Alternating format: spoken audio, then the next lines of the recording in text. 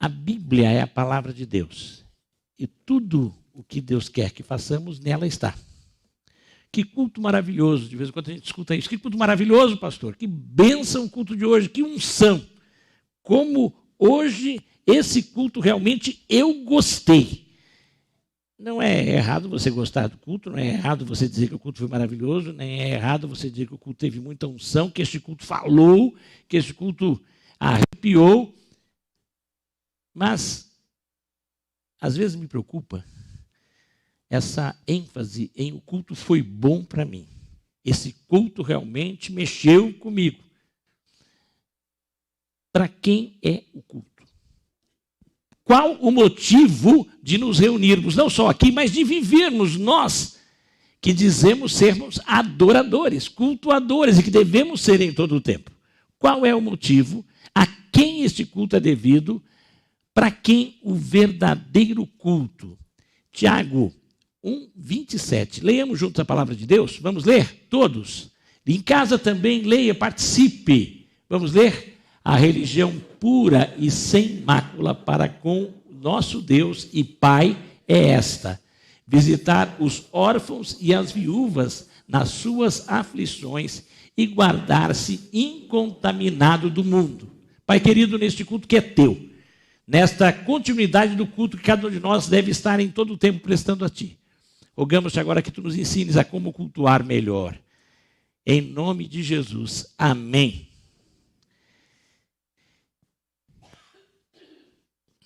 Quais os objetivos? Culto para Deus, culto que Deus nos ensina. O verdadeiro culto, a palavra de Deus, mostra como devemos prestar, como devemos agir, o que é de fato, e alguns aspectos, em toda a Bíblia nós encontramos, mas neste versículo em especial, alguns aspectos do verdadeiro culto nós encontramos. Estejamos atentos para continuarmos cultuando melhor a Deus. O verdadeiro culto é limpo e não contaminado. Treskeia, essa palavra, no grego, que é a língua original em que foi escrito o Novo Testamento, ela significa, quando ela é apresentada aqui como religião, ela é traduzida aqui como a religião. Assim foi traduzida essa expressão, a religião pura e sem mácula. A religião é treskeia, que em grego significa um ritual de culto e adoração. Essa expressão era usada por autores gregos para descrever os cultos deles, os cultos às divindades. Então, o culto, o ritual, aquilo que é apresentado, isso é treskeia. Isso é traduzido aqui como religião. Portanto, o que o texto está falando é sobre o culto. Qual é o culto verdadeiro? Em primeiro lugar, kataros é a palavra que aparece, e amiantos. Lembra de amianto? Mas aqui é miantos. São as palavras gregas que são traduzidas também. E nós encontramos aqui que é religião, o culto puro e sem mácula. Esse kataros é limpo, claro. O culto a Deus tem que ser algo limpo e claro. Por uma pessoa que não tem contaminação, sem mácula. Amiantos é não contaminado, que não tenha contaminação nenhuma.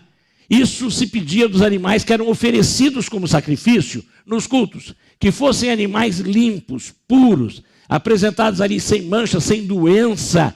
Isso se exigia tanto no culto de Israel, como também mesmo os pagãos que faziam sacrifícios também, pedia-se isso, que quem levasse não levasse um animal machucado, não levasse um animal para ser sacrificado que já estivesse adoecido, tinha que ser o melhor. E prestar esse culto a Deus, esse culto público, e mesmo o culto que fazemos todo dia, tem que ser puro e sem mácula, limpo, claro, sem contaminação e que não contamine. Isso se fala da minha e da sua vida. Antes de mais nada, estamos e temos que nos apresentar, e em Romanos capítulo 12, versículo 1 é dito que a palavra de Deus roga, implora. Eu imploro a vocês que apresentem os seus corpos como sacrifício vivo, santo e agradável a Deus. Este é o culto racional, todos os dias. E o que significa isso? Todos os dias pedirmos que o Espírito Santo nos sonde e aponte erros e pecados que têm que ser confessados. Por isso, normalmente, o início do nosso culto público começa quando nós pedimos que aqueles que puderem se ajoelhem na presença de Deus, mas, acima de tudo, que os corações estejam ajoelhados na presença de Deus, reconhecendo que somos pecadores, que nada merecemos, e somos levados a pedir que o Espírito mostre e aponte pecados que ainda não foram confessados. Nós precisamos confessar os nossos pecados. Nenhum de nós consegue por si mesmo santidade total. Quando aceitamos a Jesus, fomos colocados numa posição de santidade, mas a cada dia nós temos ainda pecados, porque somos pecadores. Apesar de salvos, somos pecadores e temos que pedir que o Espírito aponte os pecados. Não, para que, se não fizermos isso, perderemos a salvação. Como alguns até dizem, há religiões que colocam isto, mas no fato de que confessar o pecado é a maneira de ter consciência da purificação e do fato de que eu tenho que me afastar cada vez mais de práticas que desagradem a Deus, que ofendem a Deus e que me mancham e que me tornam impuro. E eu tenho que confessar para que esta pureza seja renovada em mim pelo Espírito Santo que habita. E nesse sentido, estamos tendo que chegar a Deus sempre. Sempre, e isso como o culto é diário, todos os dias, começando o dia, além de agradecer pela noite, confessando pecados não confessados. E quando o Espírito Santo aponta um erro, imediatamente concordar. A palavra confissão significa originalmente concordar, concordar com, porque o pecado nos é apontado pelo Espírito Santo. Quem está em Cristo tem o Espírito em si, o Espírito mostra e revela e aponta, ele é o alarme que diz que algo não está bom e que tem que ser confessado. Concordar com ele quando ele aponta. E é claro, quando alguma coisa nos inquieta, precisamos da palavra, porque a palavra mostra e revela, esclarece quais são coisas que não agradam a Deus, que têm que ser abandonadas, que nós temos que deixar as práticas. E nesse sentido, temos que estar assim, para nos apresentarmos sempre a Ele, puros, limpos, sem mácula, sem mancha. O verdadeiro culto é para Deus o Pai. O texto diz, o culto, esse texto mesmo que lemos, a religião pura, o culto puro e sem mácula para com o nosso Deus e Pai. O verdadeiro culto é para Deus o Pai. Não é para mim. Às vezes o culto tem se tornado antropocêntrico. Antropos é homem, é o ser humano no centro. O culto que me agrada, o culto que me emociona, o culto em que eu consigo coisas, o culto em que eu vou conseguir a bênção, o culto em que eu vou crescer, em que eu vou conseguir agora realmente colher, o culto da ceifa, da colheita, o culto da vitória. A vitória tem que ser sempre a vitória de Deus. A ceifa tem que ser para a glória de Deus. E tudo que acontecer em todo o tempo, porque somos cultuadores, adoradores, o tempo todo tem que ser para a honra de Deus. E lembrando que Ele é Deus, o Pai. Quando estamos com Ele, antes de mais nada, o culto que agrada e que Ele recebe é daqueles que são seus filhos. João 1,12 fala como é que eu posso e você pode ser filho de Deus. Vamos ler juntos, em casa também leia o que diz a palavra.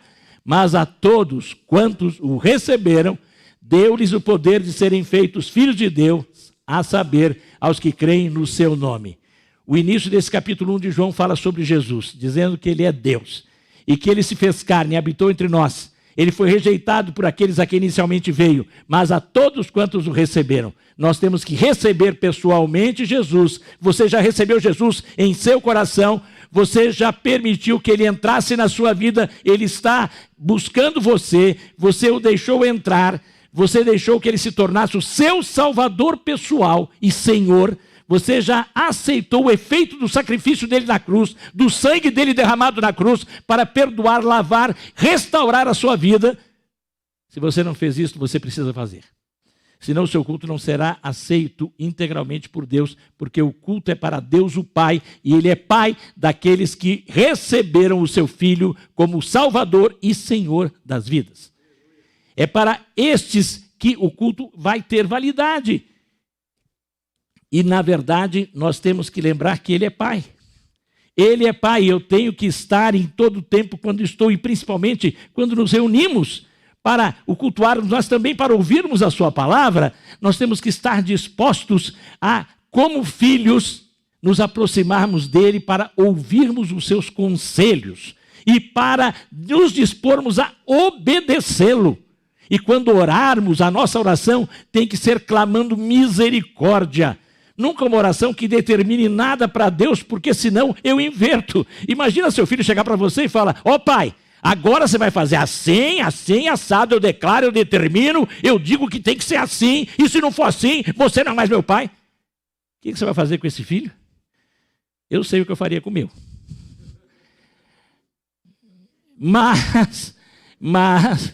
Mas sobreviveram os 3, graças a Deus. No entanto, o pai é assim também, e às vezes a gente não está entendendo. Nós temos que ir humildemente, ele é o pai. E nós temos que clamar misericórdia, porque nós nada merecemos, e o que ele nos dá por sua graça, por sua bondade. Mas temos que ir também na disposição para sermos obedientes, e quando cultuamos temos que estar dispostos a ouvi-lo. Esse livro de Tiago mesmo diz que nós devemos, primeiramente, estarmos prontos para ouvir, né? Prontos para ouvir. Em primeiro lugar, ouvir a voz de Deus, ouvir a palavra de Deus. E quando abrimos a Bíblia, devemos fazê-lo todo dia no nosso culto constante. Devemos ter um momento no dia, cada um de nós, para abrirmos a palavra e pedirmos que Ele nos fale. Senhor, o que o Senhor quer nos dizer? Quais os mandamentos que o Senhor tem neste texto da palavra? Quais as promessas, mas quais as condições para que essas promessas se cumpram na minha vida? Quais os pecados que o Senhor mostra que eu tenho que abandonar? E dá-me força, Senhor, como é que eu posso aplicar esta palavra agora? Assim que deveríamos ir ao Pai, como filhos que querem ouvir e obedecer. Porque o filho que o pai ama é aquele filho que obedece. Porque o que o pai manda é o melhor para os filhos. Quando o pai dá uma ordem, quando o pai dá uma determinação, e é ele quem determina, não sou eu quem determino, ele faz para o meu bem. E quando o pai diz não, é porque também é para o meu bem. E da mesma forma nós temos que estar assim. O culto é para Deus o Pai. O verdadeiro culto é para Deus o Pai. E nós temos que ser filhos. Primeiramente recebendo Jesus como Salvador e Senhor. E depois nos dispondo a ouvi-lo, a acatar as suas ordens, a nele confiar. E a reconhecer que nós nada merecemos, mas depender da sua graça e misericórdia. O verdadeiro culto envolve compaixão.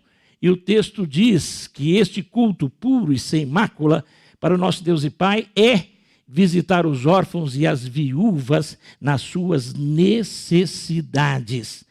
Visitar os órfãos e as viúvas. Nós temos ouvido falar de vulnerabilidade. Pessoas em estado de vulnerabilidade, vulneráveis. Quem são pessoas vulneráveis? São as pessoas que não têm autonomia, são pessoas que dependem da ajuda de outros. Crianças são vulneráveis, os menores são vulneráveis, idosos são vulneráveis e principalmente os mais idosos são vulneráveis. E há outras pessoas com carências diversas em estado de vulnerabilidade. Os órfãos e as viúvas é o que representava este estado de vulnerabilidade. A Bíblia reconhecia que as viúvas eram aquelas viúvas com mais de 60 anos. Já na época, essa era a marca da terceira idade. Mas na época, 60 anos era muito, equivaleria hoje aos 80. Nós vimos aí a nossa irmã Elvira, que completou 98 anos, mas ela já está aí precisando do cuidado constante do seu filho. Hoje eles vieram aqui de manhã, mas ele com ela o tempo todo. Vulneráveis, nós precisamos assim estar cuidando. Os órfãos não tinham nenhum tipo de ajuda social naquela época. Naquele período, no primeiro século da era cristã, não havia organização social, principalmente lá. Havia, sim, pessoas que eram bondosas, que faziam atos de misericórdia. Os próprios judeus eram orientados a fazer uma coisa que até hoje eles fazem, a tzedaquê, que é o ato de misericórdia. Uma esmola podia ser uma tzedaquê, e até hoje eles são também orientados a isso. Mas eram coisas esporádicas, mas a Bíblia diz que nós temos que fazer. E as igrejas já faziam. Quando a igreja em Jerusalém, logo no início, ela organiza o ministério diaconal, é para atender e ajudar as viúvas. E dessa maneira a igreja tem que fazer, nós temos buscado fazer como igreja. Você faz quando participa, quando investe através dos seus dízimos e ofertas, você está também participando. mas particularmente, cada um de nós sabe de alguém que é vulnerável, que precisa da ajuda e do acompanhamento pessoal. Você deve saber, deve ter alguém na sua família, deve ter alguém próximo a você, na vizinhança, que você pode fazer. Mas aos vulneráveis também, do ponto de vista emocional. Quantas pessoas nesse período de pandemia que ficaram com síndrome do pânico? Quantas pessoas com depressão? Quantas pessoas que são vulneráveis emocionais e que precisam da nossa ajuda? E você pode ajudar. Não apenas com o telefonema, mas um cuidado, uma atenção, não apenas um toque, uma mensagem positiva, mas perguntar como está, visitar, talvez agora já dá para visitar, mas fazer uma videoconferência, verem que pode ser útil a esta pessoa. Este culto agrada a Deus, estas ações de compaixão. Compaixão é diferente de pena, compaixão é diferente de piedade. Quando a Bíblia diz, e eu falo isso sempre, a palavra de Deus diz isso com clareza, quando Jesus sentia compaixão, ele agia em favor. Ele teve compaixão da multidão, dos famintos, e ele mandou os discípulos providenciarem alimento. Eles não sabiam como, trouxeram o que tinham nas mãos de Jesus, aquilo foi multiplicado. E pelo menos perto de 20 mil pessoas foram alimentadas, porque eram 5 mil homens, fora mulheres e crianças. Então, provavelmente 20 mil pessoas foram alimentadas. Não foi apenas pena, não foi apenas piedade que Jesus teve, mas ele teve compaixão e levou os seus discípulos. E nós somos discípulos de Jesus. E nós temos que ter estes atos de compaixão. Como eu digo, não apenas do ponto de vista financeiro, e muitas vezes precisamos ajudar, auxiliar, abrir a casa, repartir um pouco do nosso alimento. Temos as campanhas das cestas do amor, mas não apenas isto, mas visitar, orar. Agora, quantas pessoas são vulneráveis do ponto de vista espiritual? A grande maioria, que precisam da mensagem do Evangelho. Nós temos folhetos lá. Eu vou pedir que hoje os irmãos da recepção peguem folhetos que tem ali. Gilead, se puder, ajude aí, ver se falta folhetos. E eu gostaria que, no final do culto, você pegasse pelo menos uma literatura para, nesta semana, entregar a uma pessoa. Ore a Deus, quem, Senhor, é vulnerável espiritual, que eu preciso levar uma palavra do Evangelho, uma mensagem bíblica, não apenas entregar. Ore a Deus para que você possa ler com a pessoa o texto e possa compartilhar, e você vai estar atendendo na sua aflição. O texto diz atender os órfãos e as viúvas nas suas aflições. Pessoas que estão aflitas do seu lado, do meu lado, e que eu, para cultuar a Deus verdadeiramente, preciso agir, preciso expressar o amor de Deus, a compaixão de Deus que me atingiu, que me alcançou, eu tenho que compartilhar com outros. Amém? Amém para isso?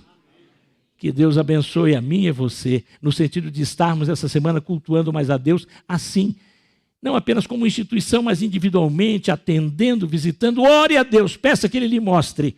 Sim, o verdadeiro culto a Deus promove a santificação. O texto e a palavra que lemos aqui diz também que o culto puro, que é inicialmente como religião, mas é o culto puro e sem mácula, também envolve guardar-se da contaminação do mundo. Os verdadeiros adoradores santificam-se todos os dias. Se você é filho do Pai, por meio de Jesus Cristo, você já é santo e você já é santa. Uma vez um jovem me perguntou, eu sou um santo? A Bíblia diz que é. Sim, não que você é perfeito, ainda pecador, mas num processo de santificação, quando você aceitou a Cristo, esse processo começou. É um processo que vai até o fim da sua existência terrena. Cada dia é aquilo que foi lido aqui, que foi declarado aqui em Romanos 12:1, apresentar os corpos como sacrifício vivo, santo e agradável a Deus. Cada dia lembrar que eu tenho, confessando os meus pecados, pedindo que o Espírito Santo me renove a cada dia e me torne cada vez mais separado para o Senhor. Santo, kadosh, era a palavra em hebraico, que significa separado, consagrado. Dirigia-se e, primeiramente, foi usado em relação aos elementos do culto. Sim, garfos, garfões, espátulas que eram usadas para mexer nas carnes que estavam no sacrifício, aquilo era kadosh, era santo, não podia ser usado na cozinha de ninguém, não era para fazer churrasquinho nunca, mas aquilo era usado apenas para aquilo que era consagrado a Deus, os sacrifícios consagrados a Deus, os objetos, mas os sacerdotes também eram kadosh, eram separados, consagrados para o Senhor, e nós somos o quê? Povo sacerdotal. Eu e você somos sacerdotes, santos. Desde o momento que recebemos a Jesus, Ele já nos separou. E o que eu tenho que fazer cada dia é me consagrar mais, cada dia me separar mais. A minha mente, os meus desejos, os meus sentimentos, as minhas ações e até as minhas reações, o meu corpo, a minha sexualidade, as minhas finanças, tudo santo para o Senhor, consagrado ao Senhor. E cada dia, separando-me mais, eu tenho que me guardar incontaminado, da sujeira deste mundo mal. E aí não é o mundo como terra, como planeta, mas é o mundo como sistema mundano. Esse mundo que jaz no maligno, este mundo que é dominado pelo príncipe das trevas, pelo príncipe do mal, que quer tomar o lugar de Deus, que é um louco e leva as pessoas à loucura. Aquilo que era errado se torna certo, o que é certo hoje é errado. Isso é a loucura de Satanás, contaminando os que seguem. E nós temos que cada dia nos afastarmos, nos separarmos. Para isso, vamos ter que nos afastar, talvez, de muitos meios de comunicação e até de certas amizades. Temos que estar realmente vivendo esta vida de consagração e santificação todos os dias, porque todo dia você cultua a Deus. O culto é diário, é constante, tem que ser, senão este momento aqui não vale nada. Ele é inútil, ele é vão. O versículo 26 diz que isso é vão. Ele não vale nada, é lixo, se você não está aqui continuando aquele culto que cada dia, cada momento você presta e que tem que continuar cultuando ao Senhor. Sim, o verdadeiro culto. Vamos ler juntos o que é o verdadeiro culto? Leamos, o verdadeiro culto é limpo e não contaminado. É para Deus o Pai.